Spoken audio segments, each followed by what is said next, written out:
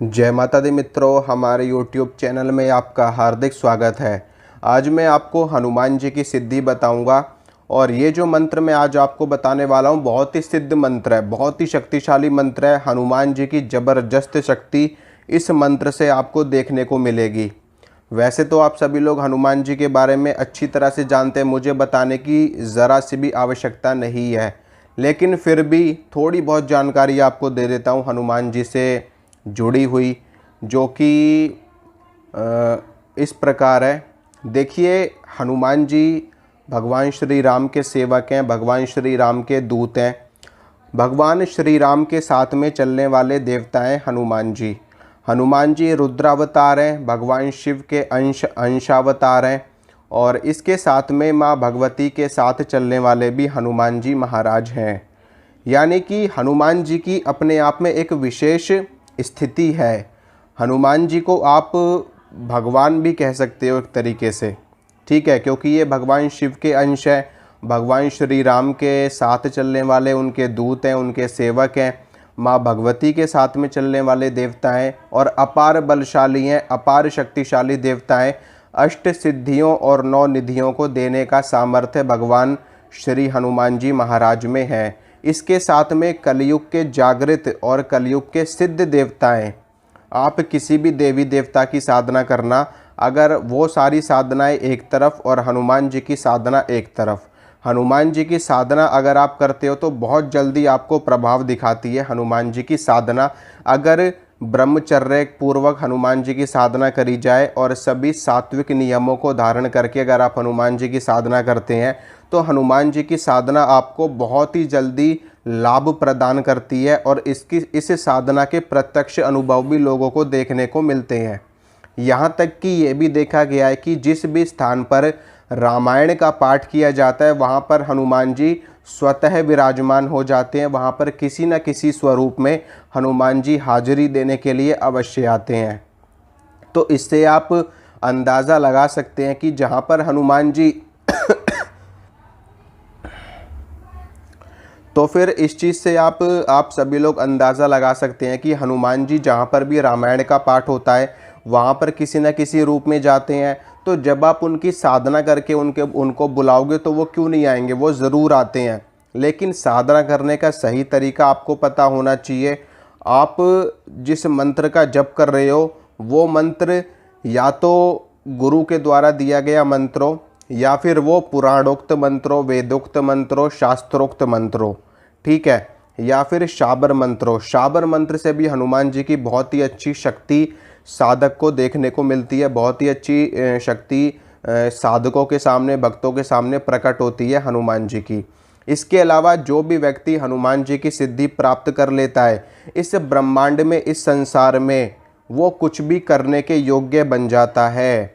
यानी कि वो भूत भविष्य वर्तमान का ज्ञाता हो जाता है, वो किसी भी प्रकार के रोग को दूर करने में सामर्थ्यवान हो जाता है, वो व्यक्ति किसी भी तरह की जानकारी, किसी भी तरह की शक्तिशाली से शक्तिशाली शक्ति को भी अपने बंधन में रखने के काबिल हो जाता है। यहाँ तक कि भूत प्रेत तंत्र मंत्र से जुड़ी हुई कितनी भी भयंकर बाधा क्यों ना हो, जिस भी व्यक्ति को हनुमान जी की सिद्धि प्राप्त है वो व्यक्ति ऐसी तंत्र बाधाओं को फूंक की तरह उड़ा सकता है, फूंक की तरह, ठीक है। इतनी शक्तिशाली हनुमान जी में, इतनी शक्ति हनुमान जी महाराज में है, क्योंकि वो भगवान है, परब्रह्म स्वरूपा हैं और परब्रह्म के समान है भगवान हनुमान जी महाराज। तो हनुमान जी की सिद्धि प्राप्त होने से आपको वायु तत्व की भी सिद्धि प्राप्त हो जाती है। जितने भी पंच महाभूत हैं, धरती, आकाश, अग्नि, जल, वायु, इनमें से क्या होता है कि जो भूत प्रेत या फिर देवी या देवता होते हैं, देवी देवता की बात नहीं कर रहा, सिर्फ भूत प्रेत की बात करता हूँ। देवी देवता तो हर तत्वों को धारण करने में सक्षम होते हैं, वो तो उनकी इच्छा होती है कि वो धारण करें या ना करें। लेकिन ये जो भूत प्रेत होते हैं, भूत प्रेत, चुड़ैल और ये जो अधोगति में मरे हुए लोग होते हैं, जो प्रेत योनि में होते हैं, इन सभी में जो पृथ्वी तत्व होता है, जो धरती तत्व होता है, वो नहीं होता। लेकिन बाकी के 4 तत्व इनके अंदर भी विद्यमान होते हैं और इनमें से कुछ एक शक्तियाँ जो होती हैं वो अग्नि तत्व प्रधान होती हैं, कुछ एक शक्तियाँ वायु तत्व प्रधान होती हैं, कुछ एक शक्तियाँ आकाश तत्व प्रधान होती हैं, कुछ एक शक्तियाँ जल तत्व प्रधान होती हैं। ठीक है, जो शक्ति जिस तत्व की प्रधानता में होती है उस शक्ति का वास उस तत्व के आसपास ही मौजूद होता है। जैसे कि आपने जल देखा होगा, क्योंकि जो नदी होती है, नहरें होती हैं और गंगा यमुना सरस्वती, इनके किनारे अगर आप अपना समय व्यतीत करो, रात्रि काल आप व्यतीत करो या फिर दिन का समय व्यतीत करो, मतलब कि कुछ एक दिन अगर आप नदी के किनारे व्यतीत करते हैं तो आपको अवश्य ही कोई ना कोई शक्ति महसूस होगी, और वो शक्ति जल तत्व प्रधान होती हैं। इसी कारण से वो जल के आसपास विचरण करती हैं। इसीलिए जो अप्सराएं होती हैं वो जल तत्व प्रधान होती हैं। इसीलिए अप्सराओं की सिद्धि अगर जल के आसपास करी जाए तो बहुत ही जल्दी प्राप्त होती है, क्योंकि जो अप्सराएं हैं वो जल तत्व प्रधान होती हैं और आकाश तत्व प्रधान होती है, और वो क्रीड़ा करने के लिए, खेलने के लिए, मनोरंजन करने के लिए, हास परिहास करने के लिए ऐसे जल के आसपास आती हैं। जल में वो क्रीड़ा करती हैं, अपना मनोरंजन करती हैं, जल में स्नान करने के लिए आती हैं, गंगा जी में, यमुना जी में, सरस्वती जी में, और ऐसे जंगलों में जहाँ पर नदियाँ होती हैं वहाँ पर वो उनकी सिद्धि कोई भी साधक सरलता से प्राप्त कर सकता है। सिद्धि तो छोड़िए, अगर बगैर साधना किए भी अगर कोई व्यक्ति थोड़ा बहुत जप तप वाला है तो वो उनको वैसे भी महसूस कर सकता है, वैसे भी उनको देख सकता है अगर वो एकांत में विचरण कर रहा हो। तो सबकी अपनी अपनी प्रधानता होती है हर तत्व में। मैं यहाँ पर हनुमान जी की बात करता हूँ सिर्फ। तो हनुमान जी वायु तत्व के प्रधान देवता हैं, वायु तत्व की सिद्धि प्राप्त होती है। इसके अलावा जीवन में कैसा भी कष्ट हो, कैसा भी संकट हो, कैसी भी परेशानी हो, मतलब कि कुछ भी कर सकते हो आप अगर आप हनुमान जी की सिद्धि प्राप्त कर लेते हो तो। ठीक है, रोग हो रोग खत्म हो जाएगा, शोक हो शोक खत्म हो जाएगा, कष्ट हो कष्ट खत्म हो जाएंगे, दुख हो दुख खत्म हो जाएंगे, संकट हो संकट खत्म हो जाएंगे, आर्थिक स्थिति बेहतर हो जाएगी, धन की वृद्धि हो जाएगी, ऐश्वर्य वैभव यश कीर्ति मान सम्मान, रिद्धि सिद्धि प्रसिद्धि समृद्धि, हर चीज़ आपको प्राप्त हो जाएगी अगर आप हनुमान जी की सिद्धि भी ना प्राप्त कर सको। लेकिन अगर आप नियमित रूप से हनुमान जी के मंत्र का जप भी करते हो, हनुमान जी की सेवा आप वैसे भी अगर नियमित रूप से कर रहे हो, उनकी पूजा कर रहे हो, उनका पाठ कर रहे हो, उनके मंत्र का जप कर रहे हो, तो भी आपके ऊपर ये सारी चीज़ें आपको प्राप्त होने लगेंगी धीरे धीरे। हनुमान जी की कृपा रहेगी, उनका आशीर्वाद रहेगा तो आपके सारे काम भी बनेंगे। अब बात करता हूँ मंत्र की कि कौन सा मंत्र मैं आपको देना चाहता हूँ। मंत्र सुनिए, बहुत ही सिद्ध मंत्र है। ओम श्री रामदूताय हनुमंत बाबाय नमः। ओम श्री रामदूताय हनुमंत बाबाय नमः। ये मंत्र आपको किसी भी किताब में नहीं मिलेगा, किसी भी चैनल में नहीं मिलेगा, किसी भी वीडियो में नहीं मिलेगा। ये मंत्र आपको सिर्फ़ और सिर्फ मेरे मुख से प्राप्त हो रहा है। और मुझे कैसे प्राप्त हुआ है ये मंत्र? सब गुरु की कृपा है, सब माता रानी की कृपा है, सब ईश्वरीय कृपा का ही असर है। तो ये मंत्र आपको इस मंत्र का जप करना है। इस मंत्र से आपको हनुमान जी की बहुत ही श्रेष्ठ कृपा प्राप्त होगी। आप इस मंत्र से इस मंत्र का अनुष्ठान भी कर सकते हो और इस मंत्र को अपने दैनिक दिनचर्या में भी आप शामिल कर सकते हो। आप इस मंत्र की रोज़ 11 माला करिए, रोज़ 7 माला करिए, रोज़ 5 माला करिए, रोज़ 3 माला करिए, या फिर आप रोज़ 1 माला तो ज़रूर करिए इस मंत्र की, अगर आप हनुमान जी की कृपा प्राप्त करना चाहते हो। वैसे भी हनुमान जी की कृपा प्राप्त करना अति आवश्यक है, क्योंकि ये मंगल ग्रह को भी नियंत्रित करते हैं। और इसके साथ में देवी तक जाना है तो हनुमान जी को पकड़ना पड़ेगा, भगवान श्री राम तक जाना है तब भी हनुमान जी का सहारा लेना पड़ेगा। ठीक है, और शिव के अवतार तो ये है ही, शिव के अंश तो ये हैं ही, तो कोई भी संशय नहीं है। आप इस मंत्र को करिए। इस मंत्र से आप अनुष्ठान भी कर सकते हो। 1.25 लाख का करना चाहो तो 1.25 लाख का कर लेना, और 11 लाख का करना चाहो तो 11 लाख का कर लेना, 5 लाख का करना चाहो तो 5 लाख का कर लेना, क्योंकि पंचमुखी हनुमान जी का स्वरूप है।